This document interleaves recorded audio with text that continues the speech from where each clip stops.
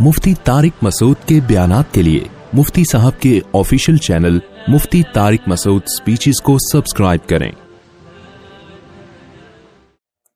हमारे कारी साहब हमें आंखों पे पट्टी बांधकर कमीज उतार कर गैस के पाइप से मारते थे। अल्लाह हिदायत दे यार। अब मैं सोचता हूं तो गुस्सा बहुत आता है, क्या इनके खिलाफ जाती कार्रवाई कर सकता हूं? अपने कारी साहब के खिलाफ फिलहाल तो कार्रवाई ना करें, लेकिन ये तहकीक करें अभी भी अगर वो ये काम कर रहे हैं दूसरे बच्चों के साथ, तो फिर उन बच्चों के माँ बाप को बताएं कि इनको समझाएं। नहीं समझाते FIR कटाएं, वीडियो बना के थाने में जाके FIR कटाएं। इस्लाम में बड़ों से ज्यादा हुकूक किसके हैं? बच्चों के। बच्चे को सदका करने की इजाजत नहीं है, आप अंदाजा लगा लो, क्योंकि उसका माल जाती माल है। आप उससे सदका नहीं करवा सकते क्योंकि उसका पैसा जाया हो रहा है। शरीयत कह दी है बालिग होगा, अकल होगी फिर मानेंगे, अभी इसी के लिए रखे जाए ये पैसे। तो मारने की कहां से इजाजत हो गई मेरे भाई? और दरिंदों की तरह बाज कारी लोग कूटते हैं। तो इसलिए मुझसे लोग पूछते हैं कि कारी बच्चों को मार सकता है? मैं जवाब में कहता हूं, इस जमाने में मारना तो दूर की बात, किसी कारी को, उस्ताज को, छोटे बच्चे की बात कर रहा हूं, मारना दूर की बात, हाथ लगाने की इजाजत नहीं है। हाथ लगाने की, सिर्फ सर पे प्यार करे बस, सर पे हाथ रखे बस, बॉडी को भी टच करने की इजाजत नहीं है। ये फसाद का दौर है। तो किसी भी मस्जिद में, मदरसे में, स्कूल में, कहीं भी ऐसा हो रहा है कि कारी साहब बच्चे को थप्पड़ मार रहा है, माँ बाप बोले भाई आपको हमने परमिशन नहीं दी हाथ लगाने की। इस जमाने में ठीक है, वो अब फतवा लाएंगे, जायज है ना, मैं उन फतवों में नहीं पढ़ रहा, मैं बात कर रहा हूं किसकी? इस जमाने की। कतान इजाजत नहीं है, क्योंकि इसकी कोई लिमिट नहीं है। आपने एक थप्पड़ की इजाजत दे दी, वो 2, 4, 10 कूटता है, वो अपनी ठरक निकाल, हाथ पांव टूटते हुए देखे हैं मैंने कारियों के हाथों, बच्चों के। एक बच्चे से मैं मिला, सुनता ही नहीं है, बड़ा हो गया, अब तो शादी हो गई, उसके बच्चे हो गए, सुनता ही नहीं है। मैंने कहा क्या हुआ, तुम समाज क्यों कमजोर है? कह रहे हैं कारी ने एक थप्पड़ मारा था, इतनी जोर से कानों की समाज चली गई। तो इसलिए सारे कारी ऐसे नहीं होते, हमने भी कारियों से पढ़ा है, अल्लाह का शुक्र है कभी नहीं थप्पड़ मारा। मैंने जिस मदरसे में पढ़ा है कभी नहीं मार पड़ी, सिर्फ एक दफा पड़ी थी।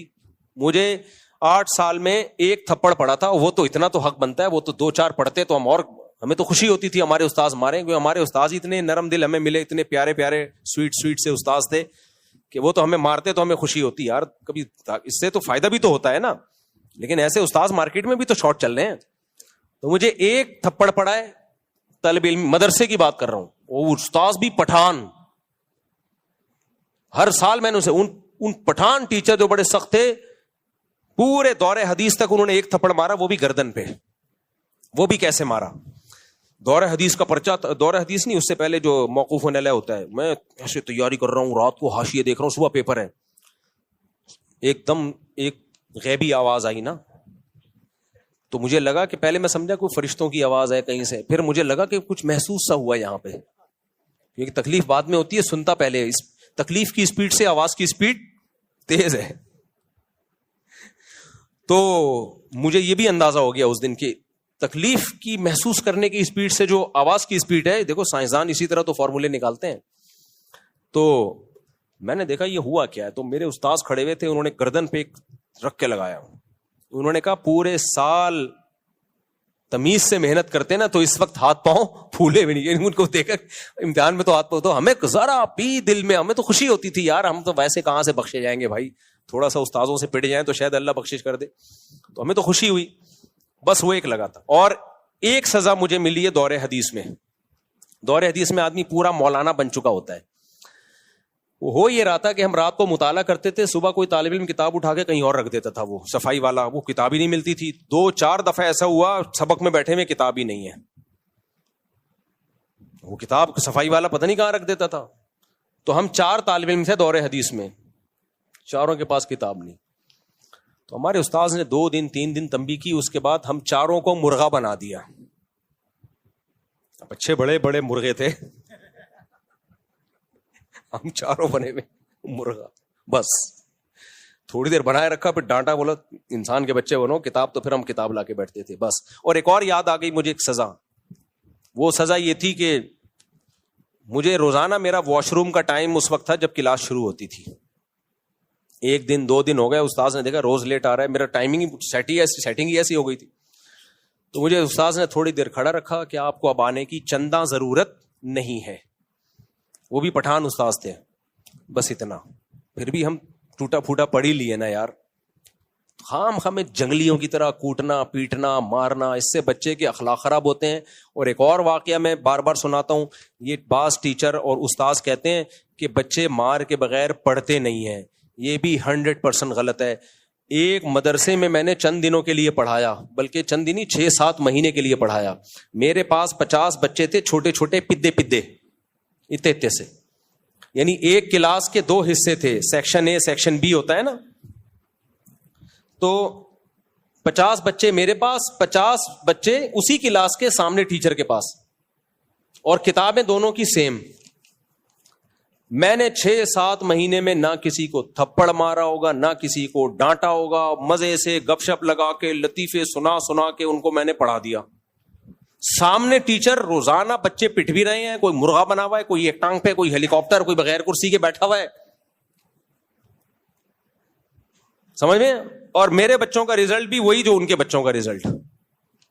میں نے کہا الگ الگ مدرسہ بھی ہوتا نا, میں کہتا ہے اس مدرسے کے بچے نالائق ہیں, یہ الگ الگ کلاسیں ہوتی, یہ الگ الگ کتابیں ہوتی, تو کوئی کہہ سکتا تھا بھائی وہ کتاب ایسی ہے جو مار کے بغیر نہیں پڑھائی جا سکتی, اور یہ کتاب ایسی ہے جو مار کے بغیر پڑھائی جا سکتی. میں نے کہا میرا ایمان اور مضبوط ہو گیا. یہ جو کہتے ہیں نا مار کے بغیر بچے پڑھتے نہیں ہیں, یہ ان کی اپنی ٹھڑک ہوتی ہے.